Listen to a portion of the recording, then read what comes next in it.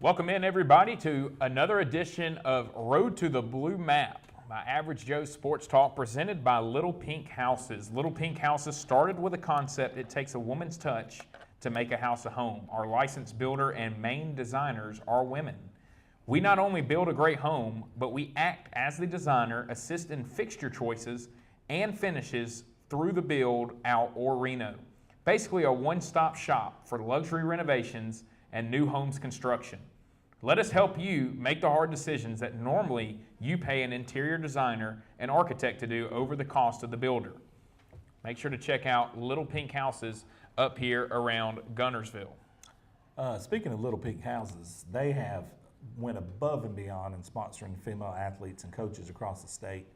I know you've noticed that on our page. They have really stepped up and made it a point to make sure the girls and not only female players but coaches are featured on our channel, and I really respect them for that. And that's awesome to me. No doubt about it. I mean, look, Jordana Long is ahead of that.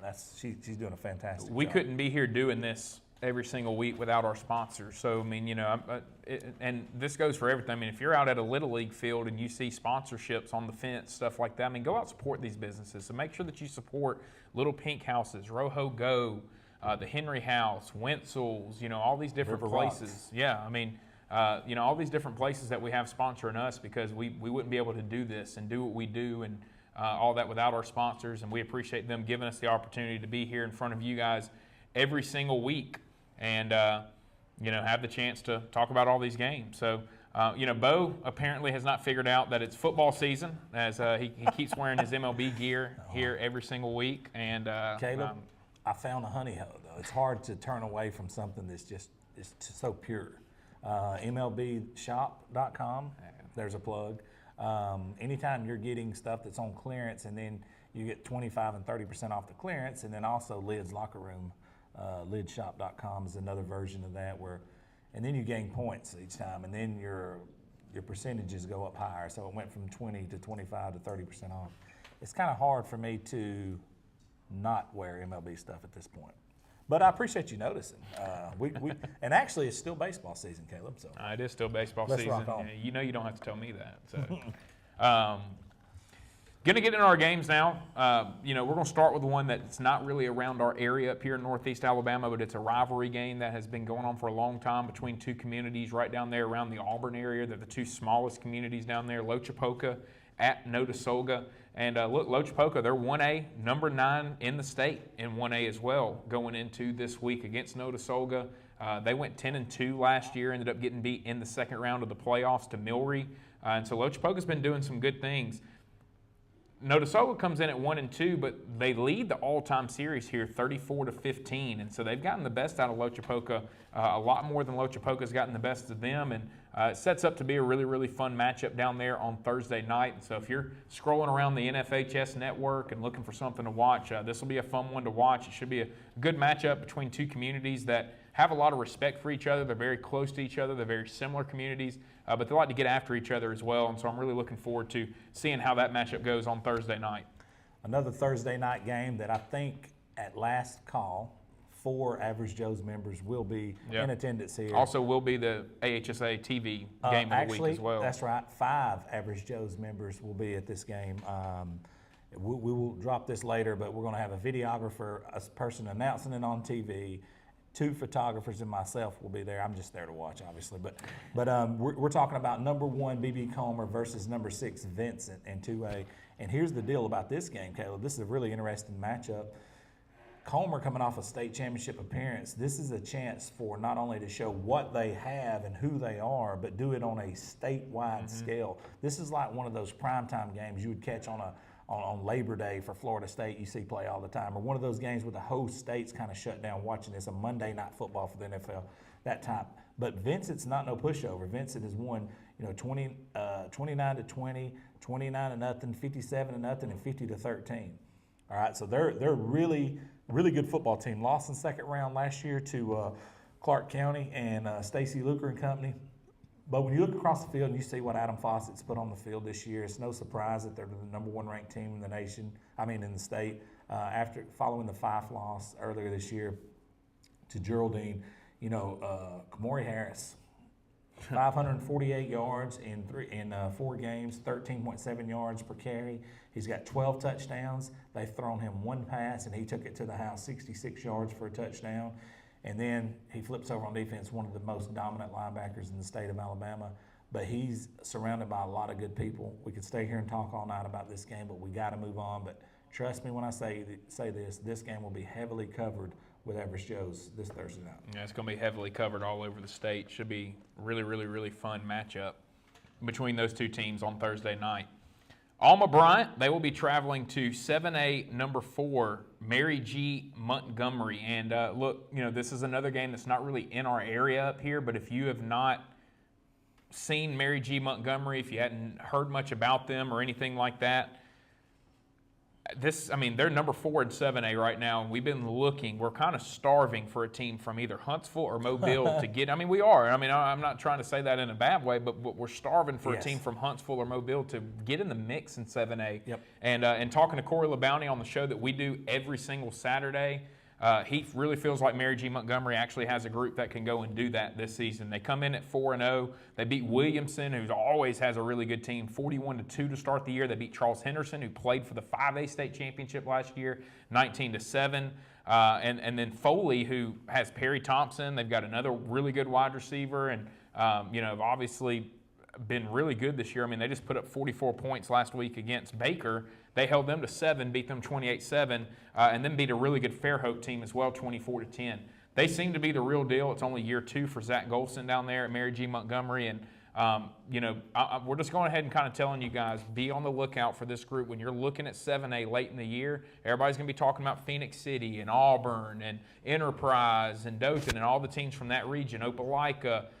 Mary G. Montgomery has a chance to really make some noise out of the South, and they could be right there taking on Phoenix City during the semifinals here late in the year, and I think we'll have a chance to make some noise and possibly get in that state championship game. So really interesting game. And then for Alma Bryant, they're coached by Bart Sessions. A lot of people from up here know who that is, coached at Gadsden City. He's now down there at Alma Bryant trying to get things going. They beat Hopeville 18-0. They then lost to a good Daphne team, 49-35, and then kind of an upset loss in overtime last week to Citronelle, who is another program we talked with Corey about, kind of seems to be getting things going in the right direction to make some noise in 5A down there in that Mobile area. But should be a really fun game. And again, if you're just scrolling around NFHS Network on Thursday night looking for something to watch and don't really care about Vincent and BB Comer, you're wanting bigger 7A football in the state, should be a really fun matchup with those two teams down there in Mobile.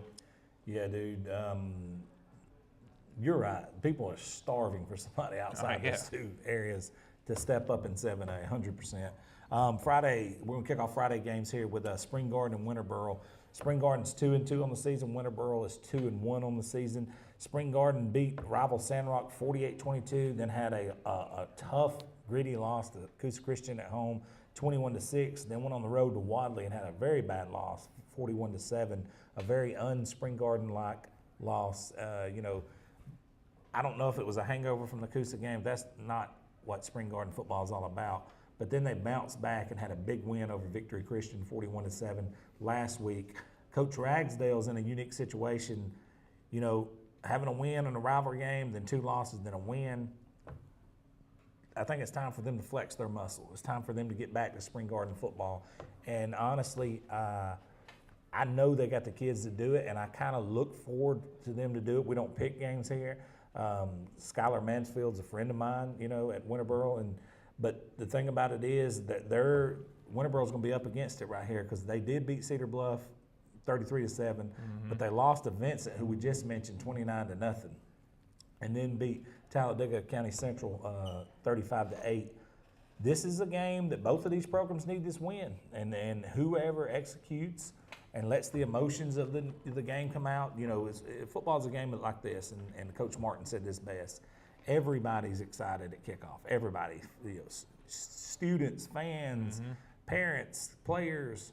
But when the ball's kicked off and the first 2 to 3 or 4 licks goes in, then it becomes a football game. And who executes the best is going to take it to the house. And this is going to be another example of that in this game right here. Either team could win this game.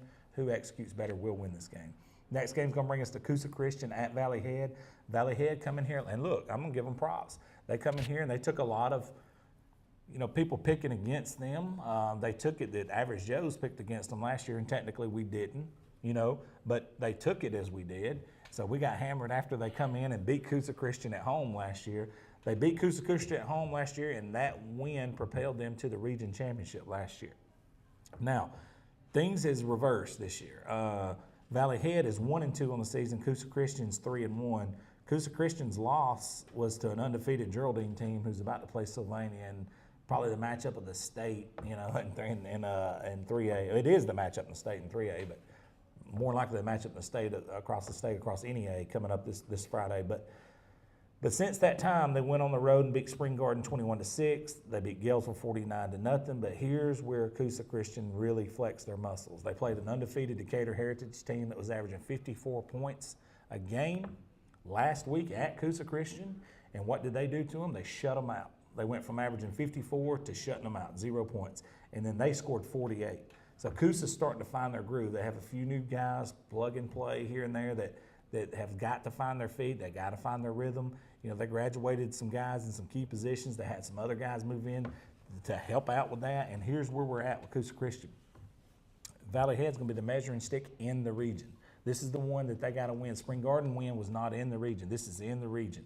So this is the one that they've really been looking forward to, especially after the loss last year to Valley Head. They got this one circled. That's going to be an interesting game. Yeah, looking forward to that one on Friday night.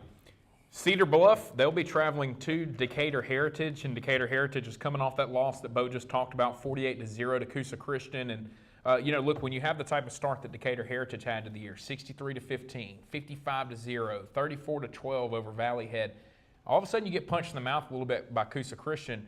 It's going to be really interesting to see how they bounce back now this week. Teams can go one or two ways. They can either improve off of it, come together as a group and say, hey, we've still got things to fix even though we had a good start, or it can really knock a group down and they could not answer the way that they need to. For Cedar Bluff, you have to love the opportunity that you have coming into this one. You lost to a good Winterboro team 33-7 to start the year. You turn around, beat Sandrock 28-7, lost 38-27 to Woodville, and then you beat Galesville the way you should last week, 42-12. Got to break the trend now this week. It's been lose, win, lose, win. Well, you got to break the trend this week. If you're Cedar Bluff, no better opportunity than going to Decatur Heritage, who may have a little bit of a hangover from this big game this past week. So really, really interesting game for those two teams, and I think a really good opportunity for Cedar Bluff to go up there and really kind of make a statement, I think, against a very good Decatur Heritage team. Yeah, that's going to be a tough road trip, but if they could get a win there, that could be a program-changing win for them. Now, this next game is going to bring us to Ider, who's 2-1, who's at Pisgah, who's 3-0. I don't have to tell you a whole lot about Pisgah. Let me just throw these numbers out here. They scored 42. They scored 42 versus Lexington. They scored 50 versus Sandrock. I think 40-something of those was at halftime. I was at that game. And then last week they go on the road to a top 10 ranked Collinsville and they hang 66 on them. So I think you see where I'm going with this offensive output that Luke Pruitt and his staff has done offensively there. But on the flip side, those numbers defensively has slowly went down each week. Now, Collinsville did put up 13 and Sandrock put up 7. But let me tell you something.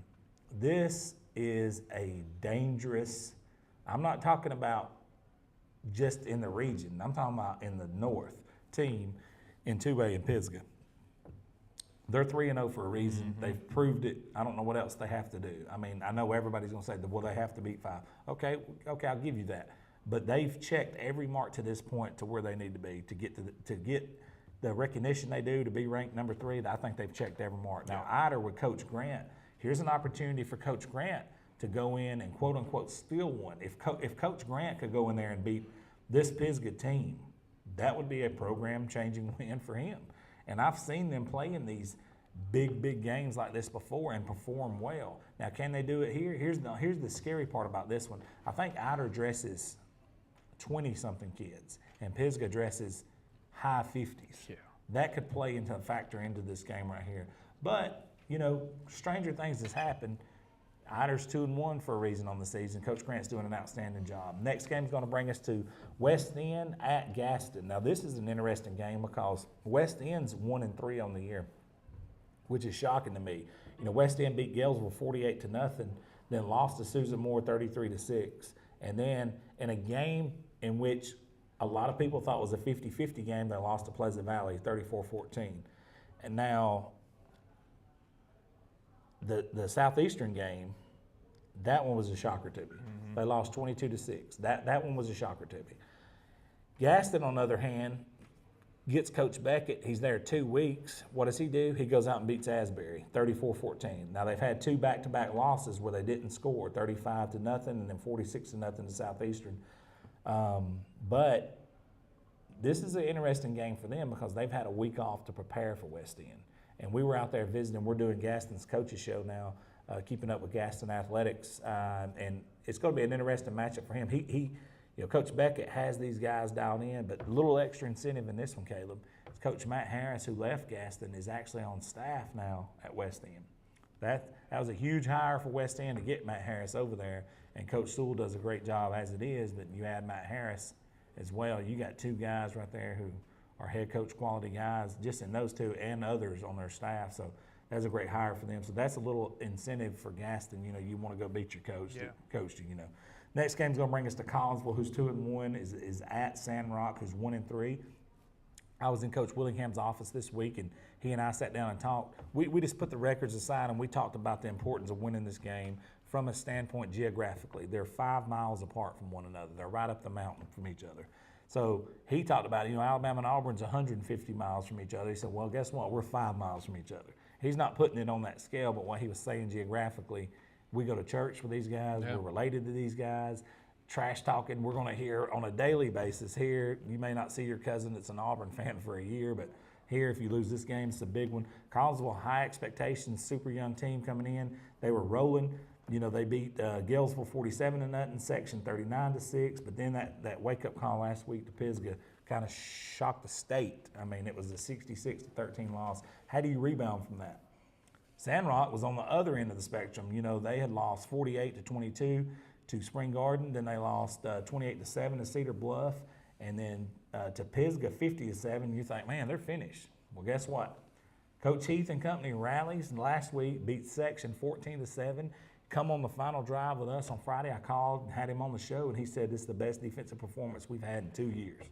And it couldn't come at a better time because you're going to play a dangerous Collinsville team that can put up some points. So that'll be an interesting rivalry game and geographically super close to one another. Yeah, and not only a dangerous Collinsville team, but a Collinsville team that's going to be a little ticked off coming into this week. Hungry Collinsville team. Yeah, for sure. And now looking at our next game, you got number 4 in 2A, Fife. They're going to be traveling to Section.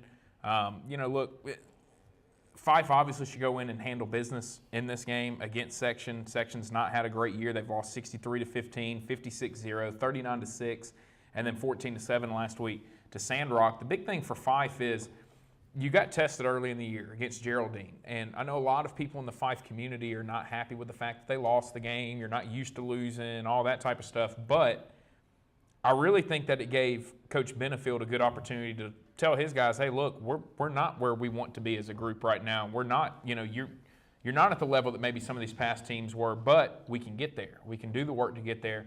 And obviously they've done that in the last 2 weeks, 53-0 and 54-0. They've outscored their opponents 107-0 over the last 2 weeks. And as a Fife fan, that's what you should be happy about, is the fact that this group, they could have let the loss to start the year. We hadn't seen a Fife group lose game 1.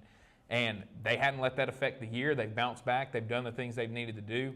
And so they just got to keep that up going into this game with Section. And, you're not going to know if Fife has fixed all their problems, and we say problems, but, the things that got them beat in that Geraldine game until they end up playing somebody who can exploit some of that stuff. But you like seeing that they're taking care of business the way they need to take care of business against a lot of these other teams, and they need to keep that up going into this game with Section. Walter Welborn will be traveling down to Dadeville on Friday night. I'll be doing this game. I do all the Dadeville games, and I'm really interested in this matchup between these two teams with Walter Welborn and Dadeville. For Walter Welborn, they got their first win of the year against Beulah last week, but you look at their first 2 games, they played Anniston and OHSAA. So there's a reason that they started out the year 0-2. They played 2 really, really good football teams. And, we were kind of surprised by the 38-22 score with Anniston to start 100%. The year, and it kind of showed, hey, maybe this Walter Welborn team is pretty good. And then they go play OHSAA, and it's 26-7, but they were in that ball game. OHSAA had to score a couple of points late to really pull away in that game, and then they dominated Beulah 60-34, Beulah team who beat Sachs the week before. So Coach Smith's in his 15th year there at Walter Welborn, and it's a really good opportunity to play. You know, me and you did this game together last year, and they played Dadeville really well. Dadeville team that went undefeated in the regular season, went undefeated in that region, and they were right there in that game. It came down to the end. So now a really good opportunity against the Dadeville team that lost a lot from last year. And still a really good team, but they're not the same group they were last year. And it's a really good chance for Welborn to come in. You look at Dadeville, they lost 35-21 to B.B. Comer. Nothing to hang your head about at all. I mean, B.B. Comer played for a state championship and really is in the driver's seat to go do it again this year there in 2A. And then they turned around. They got down 13. They had a bye week. Turned around and got down 13-0 to Weaver. And from that point on, from the time they got down 13-0, they have outscored their opponents 82-20. 82-20. So they That's kind like of got Reggie Davis on NCAA 14. That's Reggie Davis type stuff. But, you know, look, it just shows you what this Dadeville team is capable of. And so really, really fun matchup between those two teams on Friday night. Plainview will be traveling to Glencoe. And, you know, you hate to put it like this, but it's must win for both these teams and both these programs, 100%. In my opinion. For Plainview, you know, you beat Priceville 21-14, a great win. You've now had to turn around and play two really good football programs in Geraldine and Piedmont. You know, the Geraldine game probably didn't go the way that Coach Pruitt wanted it to. They competed really well with Piedmont, and then Coach Miller finally got his first win there at Piedmont this past week.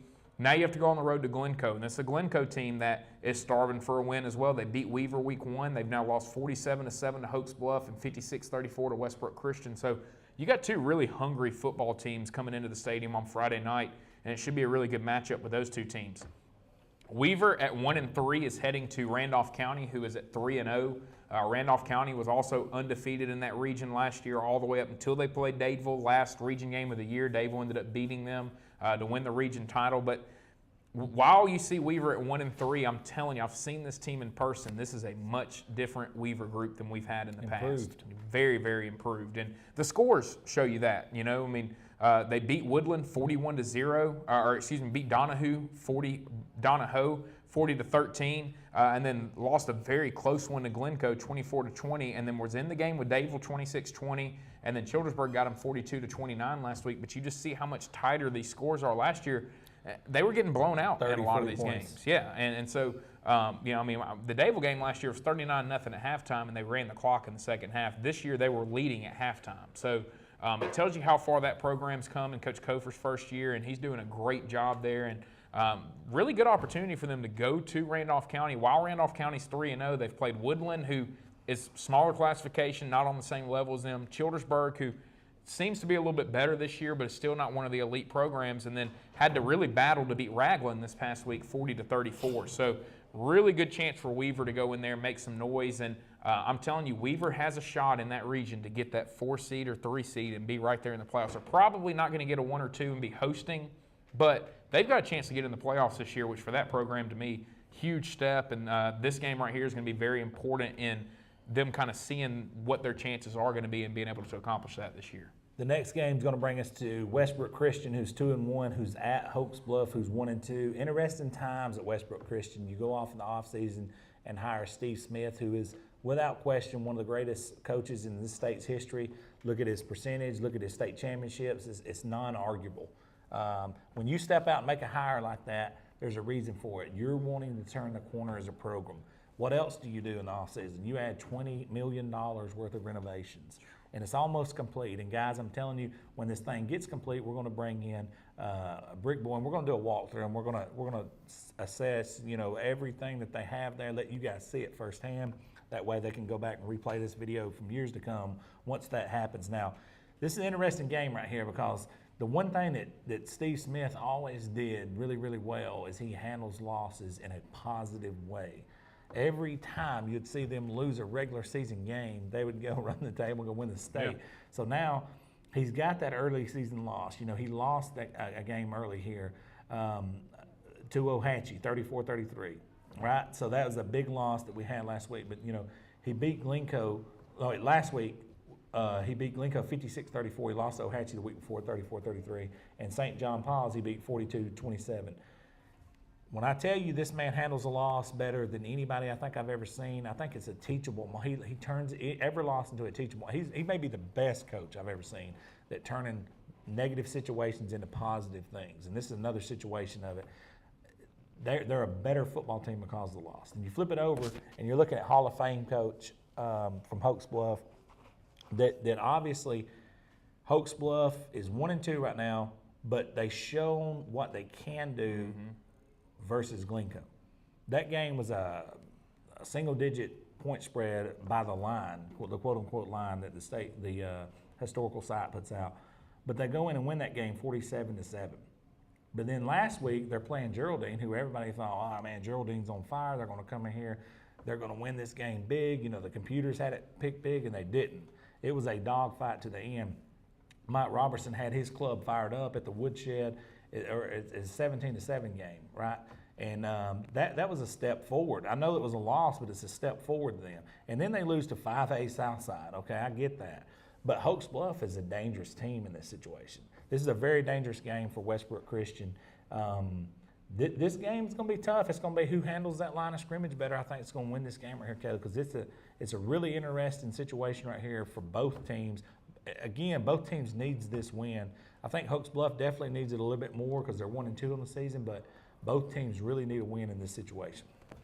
AHSAA will be traveling to Piedmont. This is a huge game here for both these teams. You look at AHSAA, you beat Sacs 32-8. Sacs is not as good this year as they have been in the past. I mean, I saw them play Davil this past week, and it's not a knock on Sacs and what Coach Freeney's doing there. He's going to get them better. They're very young. They got a freshman playing quarterback. They don't have a ton of seniors on the roster. And so they got that win. They beat Walter Wellborn 26-7. They beat Westbrook Christian by 1 point. But then this past week, you lose by 30 to Sylvania. And so to me, you're going to get a very hungry Piedmont team coming in here. And this game is going to tell you a lot about both of these two teams. You know, we talked about AHSAA and how they turned it around from last year. They've won now 6 of their last 8 games after starting 0-7 and all this stuff. For Piedmont, they're hungry. And Coach Jonathan Miller finally got his first win this past week. You have to feel like that maybe was a weight lifted off a lot of these players' shoulders. And to me, I mean, Piedmont's played the better schedule than what AHSAA's played so far. It's not a knock on AHSAA, but, you know, Cherokee County week 1, Sylvania, and then Plainview. It's just a little bit tougher than Sacs, Wellborn, Westbrook, and then Sylvania. So Piedmont's been tested. They get this game at home. For AHSAA, though, you're coming off a big loss. This is now a chance to show everybody, hey, yeah, we didn't play our best last week. We plan on seeing those guys again down the road, and this is what we're capable of doing. So this is going to be a fun game, and it's almost a must-win game for both these teams because if AHSAA were to lose this game, all of a sudden you've gotten off to this great start, building off of what you did at the end of last year. Now some doubt maybe starts creeping in. So a very, very big game between those two teams. Anytime you see AHSAA matched up with Piedmont, people should get excited about that. Next game is going to bring us to Huntsville, who's 2-2, and look, they're traveling to number 2 in the 4A ranked Cherokee County Warriors. And let me just tell you, I was at Coach Kelly's office today filming his coach's show, and Jacob Cornejo. What else? Yeah, I'm not going to spend a lot of time on this game. I'm just going to tell you this: that offensive line, and again, I said this when you and I were talking about on our Saturday morning breakdown about Central Clay. I'm just going to say this, and I'm going to move on from this game. Until somebody can line up and force Cherokee County into some uncomfortable passing situations, you're going to see more of the same. And that's no disrespect to whoever they play. I don't care who the opponent is. Until you have Cherokee County in 3rd and longs consistently, you're going to see them dominate football games. Yeah. Because they play so good defensively. And then on the flip side, you're handing off to a guy who just come off a 420-yard performance by himself versus a Phil Phillips coached Aniana team, and they had over 560 yards total on the ground last week. So I'll say this, Huntsville, if you want to beat these guys, good luck. That's the first thing. Second thing is, you better be stout up front. Until you get them in 3rd and longs, we're going to see more of the same. I'm just telling you what it is. I'm going to move on to the next game. White Plains, who's 0-3, is at 2-2 Anniston. Very interesting game from the standpoint of this, Caleb. It's an inter-county game. Mm-hmm. You know, you look at Anniston on paper heading into the season, they had some guys transfer out. They have a new head coach. There's some adversity there. They've shown signs of the Anniston of last year and the Anniston of recent years. Rico Jackson said it himself. We got the guys here. We can win.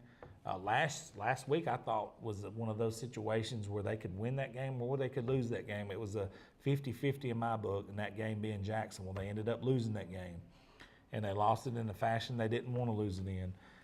But if you rewind the clock, the week before they beat Mumford in another game. It's kind of a rivalry game. So you're seeing what I'm saying with this. It's up and it's down. It's up and it's down. What Rico Jackson's wanting to do is find some consistency. What we have not seen from White Plains to this point is any consistency. They're 0-3 out of the gate.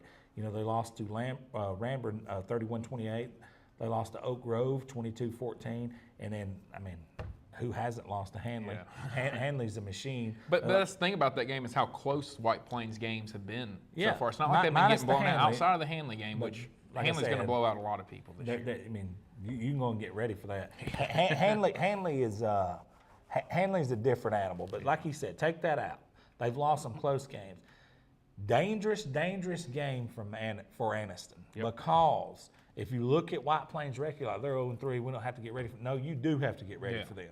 Because like you said, look at those scores. And we've seen them, Average Joe's seen them in that Jamboree Classic up there at AHSAA this year. So they do have dudes and they can play football over there. So a couple of games that we don't have on our list right here that, you know, some people have said in the comments. A big game in 4A Region 1 this week, Jackson. They'll be taking on Bayside. Bayside's out of the Mobile area. Jackson's, you know, over there on the west side of the state. But that is a huge game in 4A, and Bayside has a new coach this year. And so Ryan McElwain, appreciate you commenting and, you know, mentioning that game because it is a very, very big game. And then Stephen Barber, I actually saw this game and meant to include it and literally just forgot it on our sheet. But Raglan taking on Wadley this week. That's going to be a very big game. Huge. You got Raglan that's coming off of a very tight game this past week with Randolph County. And then you got Wadley as well, who played for a 1A state championship just 2 years ago and seems to be back rolling this season. So two very, very big matchups with those two teams. And Wadley flexed their muscles in that Spring Garden game. Yeah. Wadley's a dangerous team. Very dangerous. In 1A North. Again, want to thank Little Pink Houses for their sponsorship here with Average Joe Sports Talk. Little Pink Houses started with the concept it takes a woman's touch to make a house a home. Our licensed builder and main designers are women. We not only build a great home, but we act as a designer, assist in fixture choices and finishes through the build-out or renovation. Basically a one-stop shop for luxury renovations and new home construction. Let us help you make the hard decisions that normally you would pay an interior designer for and an architect to do over the cost of the builder. Check out Little Pink Houses, and again, we appreciate their sponsorship with us here with Average Joe's Sports Talk. So moving on to some of the other games that we have, Etowah will be traveling to Good Hope, and there's no way around this. It's a must-win for both of these teams. You know, for Etowah, it was a good story against Asheville. You dealt with all the adversity, the things that went on during the week that week. You come out and you beat them 42-13, and everybody kind of said, hey, Etowah's, they're going to flip things around. They're going to get back going. Well, then you lose 48-9 to Fultondale this past week, and it wasn't a very good showing. I mean, there's no way around that. You can't sugarcoat it. They just didn't play very well. But this is a very good opportunity, I think, for Etowah. It's a very good opportunity for Coach Blake Bone, who has stepped into a very tough situation, to really rally this group around him, rally this group around each other, and say, look, guys, you have a choice. You can either go this way or you can go that way. And we want to go this way to go get some wins and have the type of season that people expect us to have. No better time to do it than right here against Good Hope. Good Hope is 1-3 as well. They lost 49-32 to West Point. They beat Vinemont 39-20, and then lost 35-0 to Cherokee County, which is, you know, it is what it is. But a lot of people, like we talked about with Hanley, a lot of people are going to lose Cherokee County this year as well. And then 28-7 to Fairview. So both teams kind of limping into this ball game. Yes, you're going on the road, but for Etowah and Coach Blake Bone, this is must-win territory. And, you know, if you can get a win here, you at least got 2 wins in the region and are going in the right direction to getting in the playoffs. You know, you would love to win those first 2 games, Springville, Fort Payne. They're not region games. You would be 2-1 in the region, and you would be in the driver's seat to go get in a playoff game, and that's what you kind of have to preach to your team this week, and a very important game for both these groups. Fultondale will be traveling to Aniana. Fultondale beat Etowah 48-9 this past week, and it wasn't very good for them before that. Now, they did have a bye week before the Etowah game, so that probably helped a little bit. They had 2 weeks prepared. You know, you probably take that first week, you fix a lot of the stuff that you didn't do well in the first game. Here's the deal with Fultondale. They took a 24-0 lead against Holtville in week 1, or week 0, and then blew the game and lost 28-24. Then they lose 12-6 to Carver the next week. Well, they got the bye week. They probably worked on themselves. They said, hey, guys, look, we got off to the start we wanted, and then really the last 6 quarters of football is not what we expect around here. Well, they turned it around, played 4 really good quarters of football against Etowah, and now a really good chance to going in against Aniana, who is used to winning. Yeah, exactly. And so now you get an Aniana team who's kind of limping into this ball game. They lost 49-21 to Cherokee County. They've also lost to Dora this year. So this is going to be a really good football game on Friday night, and I'm really looking forward to seeing how this one goes. And for Fultondale, if they can get a win here and get another region win, they're heading in the right direction to possibly be hosting a playoff game here towards the end of the season. Next game is going to bring us to 3-1 Southside of Gadsden. Everybody, kind of throw that in there as if we. Well, there is a Southside Selma. There is, but we're not talking about this tonight. We're talking about the Southside of Gadsden, Reginald Davis. They're at St. Clair County. Now, Southside Gadsden is 3-1 on the season. St. Clair County is 1-2. Southside, listen, you know, anytime your star player goes down with an injury, it's never a positive thing. But the one thing that Southside has had to do is cross every T and dot every I with the little things. You don't have a Gage Neesmith in there pulling the trigger for you at quarterback. Then everybody else has to take a little bit of that load and put it into their wagon, and then let's pull this wagon in the same direction. And that's what they've done. They went to running the football at a tremendous amount and a very exceptional way. So check this out. Lost to Gunnersville coming out of the gate 14-10. A lot of people thought Gunnersville was going to walk the dog in this region, going to walk the dog with them. Didn't happen. They're defensively, they showed up, they ran the ball, and had every opportunity to win that game, ended up losing ultimately. Then they go beat county rival Hokes Bluff 37-12. Then Lincoln 29-8. Then Springville, who had a big win over Etowah earlier this year, they beat them 35-21 last week. St. Clair County, you flip that thing over, they had a big win right out of the gate versus rival Asheville 41-26, then lost 48-7 to Corner, then 34-0 to Leeds. Look, don't hold your head down because of those 2 losses if you're St. Clair County, because those are 2 really good football teams you lost to. Southside's not going to be an easy game for them, though. What Southside's doing now offensively is a playbook out of a Coach Benefield type coach team. They're staying in front of the chains, they're running the clock, and they're keeping your offense on the sidelines. And then when your offense does come out, Justin Bowen and company, Titan Rich and company, is locking you down. I mean, they're playing good defense. So that's a hard team to beat right now. They may have lost their best offensive player in Gage Neesmith, and that's no disrespect to anybody else on the roster. But what they have done is come together because of it. And I know Gage is their biggest fan. He wants them to succeed. When they win, Gage loves this. You've seen the movie Remember the Titans after the car wreck when, what's his name, the linebackers, he wants his team to win. He don't want to be the guy that says, oh, the only reason they're not winning is because of me. No, he wants them to win. So this is beautiful for the community of Southside. And it's going to be a tough game for St. Clair County. I mean, they're playing a downhill running team that stays in front of the chains, and then when you get the ball, they're playing stingy defense. So it's going to be a tough game for St. Clair County. Next game, man, Reggie, this could have been the game of the week right here. And you know, Reggie's handling the games of the week, the Watkins games of the week, but this one could have been on that list very easily. Undefeated Arab, 4-0. Undefeated Scottsboro, 3-0. Now, I don't know where to start on this game, but I'm going to start at this. Anytime you see 2 undefeated teams facing off, the first thing I want to look at is who plays better defense. Okay, on paper, you're going to see Arab plays better defense. So you always, if you're a football purist, you always lean towards that team. Well, let me throw this wrench in your spoke. Scottsboro offensively, Reggie, here we go. 56 points, 44 points, 63 points, and an off week heading into this one. So you're talking about a team that's averaging 53 points a game, 53, 54. running the flex bone triple option. We're talking about 95 Nebraska type stuff. If there's a defensive-minded coach out there who can stop this, it's the coach they're facing this week. And for the first time in how long?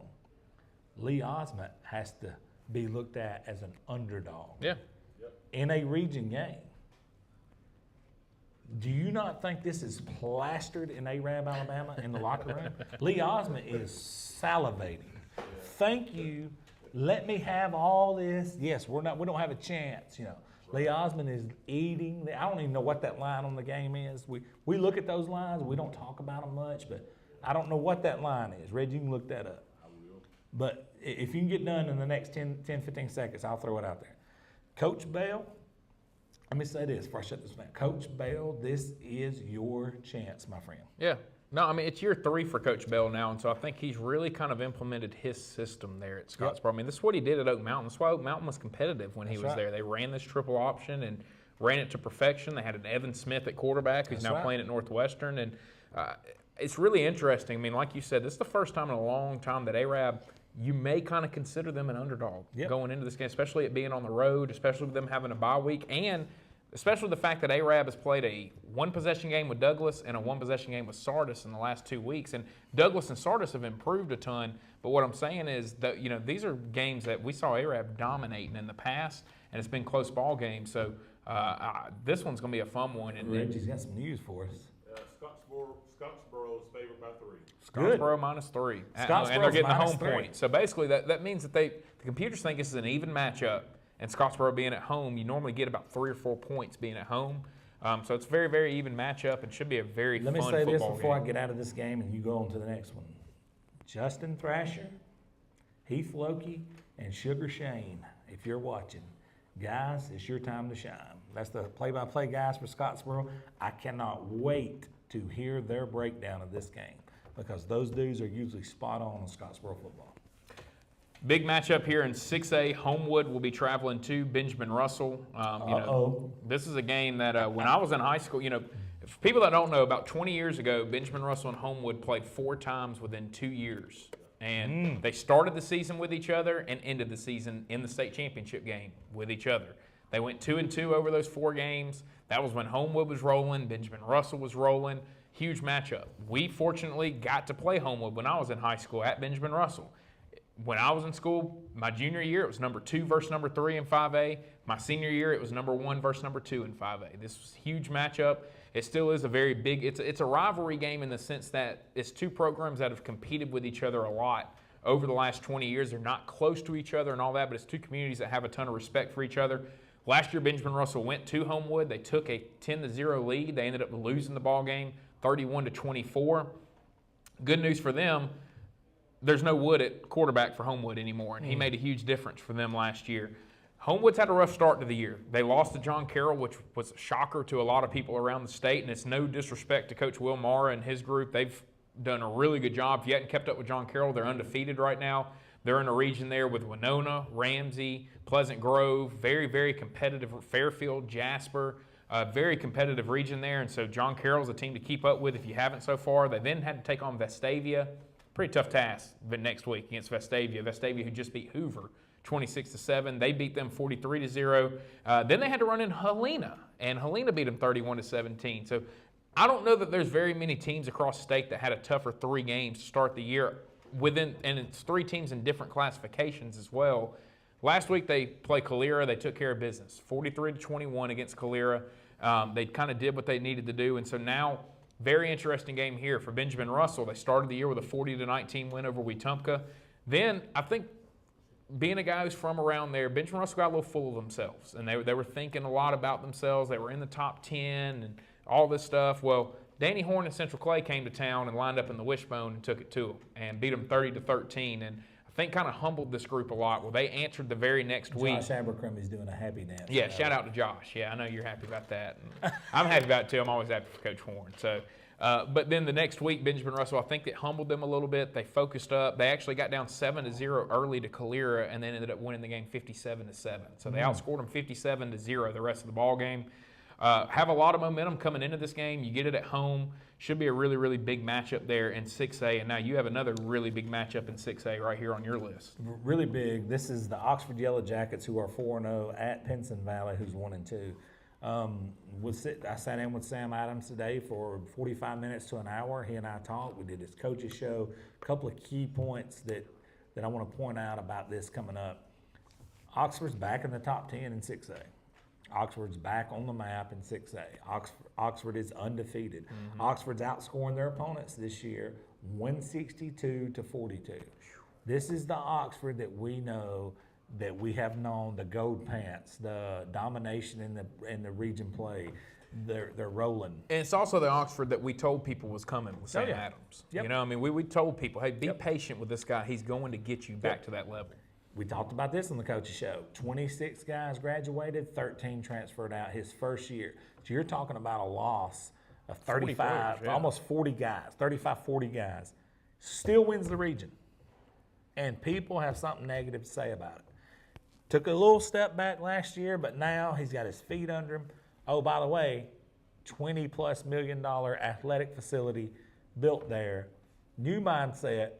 Everybody's dialed in, and what we're seeing is a team who's screaming into the top 10. They're undefeated. They're 162-42 versus their opponent's scoring, and they got one of the hottest on paper. I think he is the second hottest quarterback in the state behind Dax Varndorn for Fort Payne. But we're looking at Mason Mims here, who is playing out of his mind to this point. Well, then you got blue blood, perennial power, Pinson Valley, who has a chink in the armor this year. They're 1-2. Pinson Valley beat Florence, 7A Florence, 18-3, lost 28-17 to McAdory, and 41-0 last week versus Clay Chalk. A lot of people are going to lose 41-0 to Clay Chalk. 100%. The only team that everybody, the talking heads say that can face Saraland and go guy for guy with them. A lot of people say that. Oxford is going to state their claim in that argument. So let me throw this Oxford out here at you. They've never beaten McAdory until this year. They beat them 33-23. They beat Huntsville 35-6. They beat Shades Valley 42-13, and they beat Huffman last week 52-0. They was up 40-something to nothing at halftime. They was up close to 40-something to nothing in the first quarter, and Sam pulled the dogs off.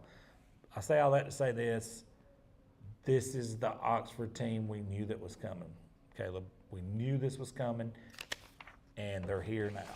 I'm kicking it over to you. Yeah, speaking of Clay Chalkville, they will be traveling to Centerpoint, and Centerpoint was upset this past week by Rush Probst in Pell City. So nothing to hang your head about there, because what Rush Probst done outside of one football game this year, it's pretty remarkable what he's done. I mean, you can feel whatever way you want to feel about the guy, and different people have different opinions. Whatever it is, you cannot say anything negative about the guy as a football coach, especially when you look at what he's done at Pell City this year. And they went in, got a huge win against Centerpoint, and I think they caught Centerpoint maybe looking ahead a little bit, maybe kind of overlooking Pell City, thinking, hey, we'll get this one. We'll be 4-0 going into Clay Chalkville, our chance to shock the state. This is a big football game. The biggest thing is for Centerpoint, you got to get some points on the board. They've struggled scoring the football outside of one game against Huffman, who is just not very good this year. I think they've been outscored 220-0 basically so far this season. So 28 points against Tylertown, Mississippi is a good win. Only 22 against 2A Aliceville, and then only 16 against Pell City from this past week. Well, now you're taking on a Clay Chalkville team who has given up 0, 3, 7, and 0 so far this year. 10 points in 4 football games. That's what they've done defensively. Centerpoint has to get some points on the board, and they've got to play defense. The only game that Clay Chalkville has lost in the last 2 years was because they didn't score. They lost game 7-6. Otherwise, they did their part on defense. Clay Chalkville's very good on the defense side of the football. They've got Jalen Mbakwe, who's playing kind of both sides. He's committed to Alabama. And if you hadn't seen the video of him against Pell City from couple weeks ago, where he looks like he was shot out of a cannon running. It's impressive to watch, and it shows what type of athleticism he's brought there to the quarterback position. Very, very, very big football game here in 6A between the number 2 team in 6A. It's the number 1 team in the North, in my opinion, and Clay Chalkville as they take on Centerpoint. But a very good opportunity for Coach Bates and his group there at Centerpoint to make some noise, really shock the state. And all of a sudden your opinion on Clay Chalkville and what they could do with Saraland would change if a team like Centerpoint can come up and find a way to get them and beat them. George Bates. Need I say more?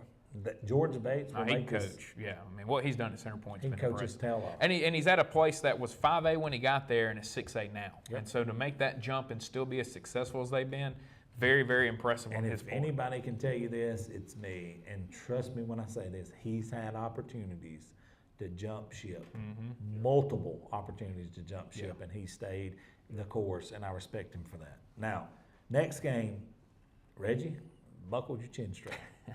Gadsden City, the 3-1 Gadsden City Titans is going on the road to Hartselle, that is 3-1, number 6th ranked team in 6A. Let me say this right off the bat. Ollie Smith, proud of him. People don't understand when we started Average Joe's, we didn't start it to get as involved as we have, but when you get to know these people on a personal level, it means a little bit more. We've sat there when Ollie Smith, and I've said this 100 times, he pulled us to the side and said, "Don't leave me, guys.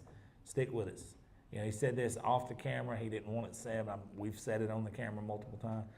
That's what he was dealing with year one. He knew this was a job that had to be blown up. Just blow it up. Let's start from the ground up, and that's what he did.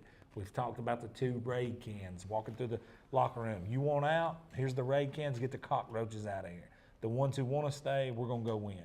So he got all the cockroaches out. Now we're seeing the fruits of the labor on the other end of the spectrum. Now we're seeing the games where he goes and plays Fort Payne, the hottest quarterback in the state, and he wins it by double digits at home in front of a home-packed crowd last week. That's the type of stuff that they envisioned when they hired Ollie Smith there. Bringing the community together, getting the middle schools together, putting all these pieces of the puzzle together to maximize what Emma Sansom, Litchfield, and Gadsden High was in one cohesive unit. That's what we're seeing right here.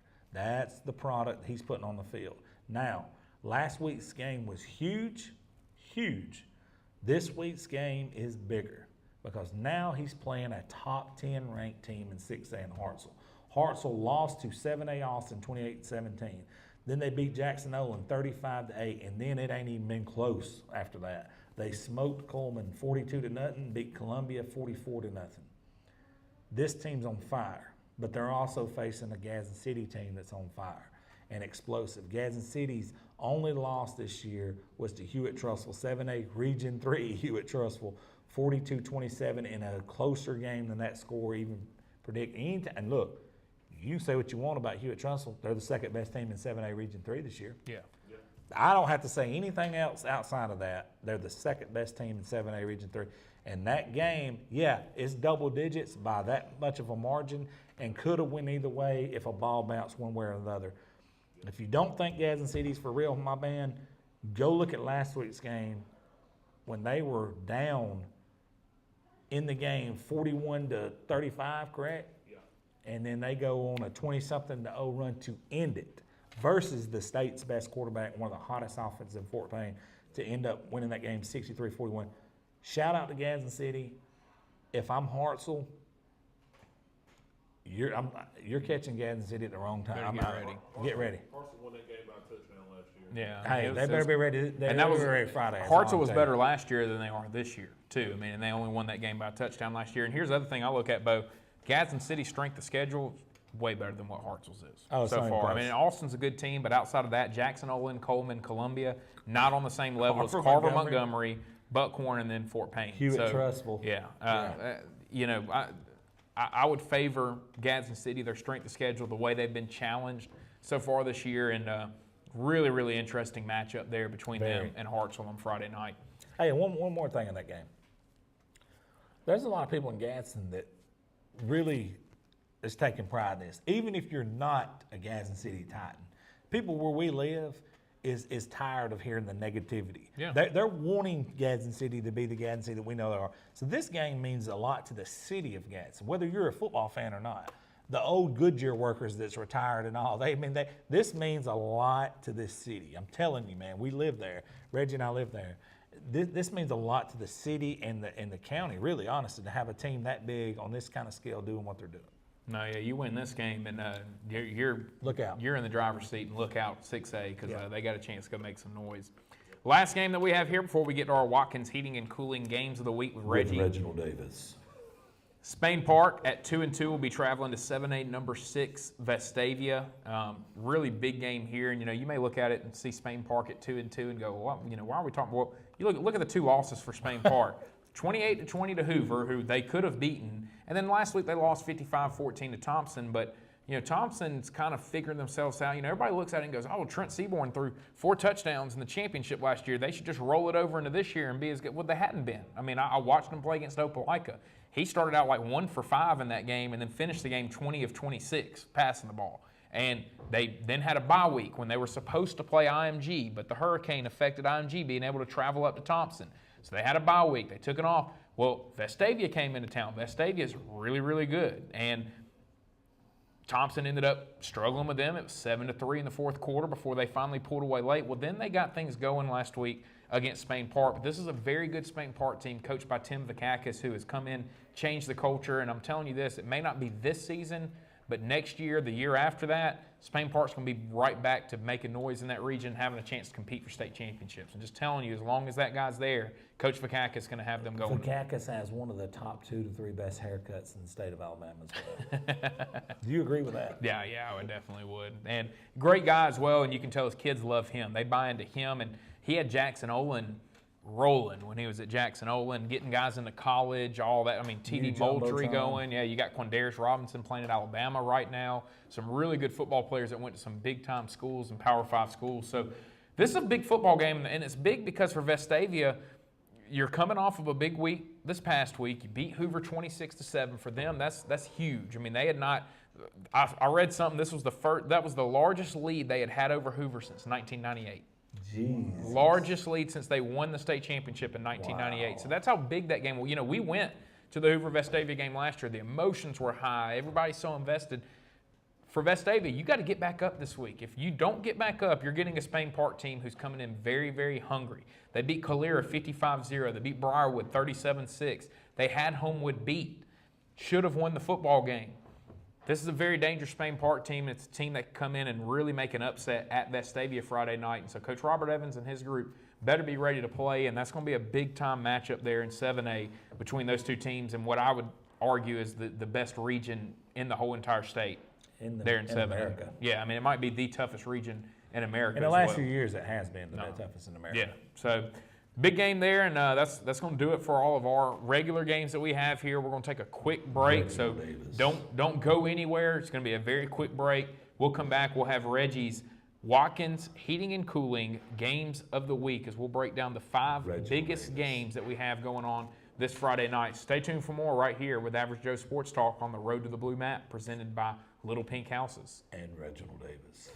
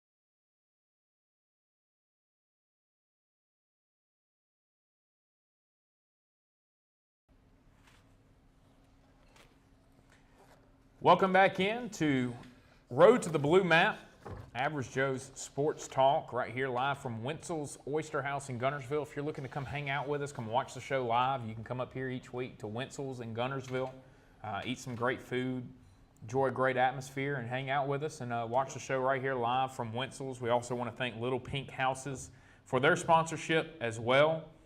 And, appreciate them and their sponsorship with us. But now it is time for our Watkins Heating and Cooling Games of the Week.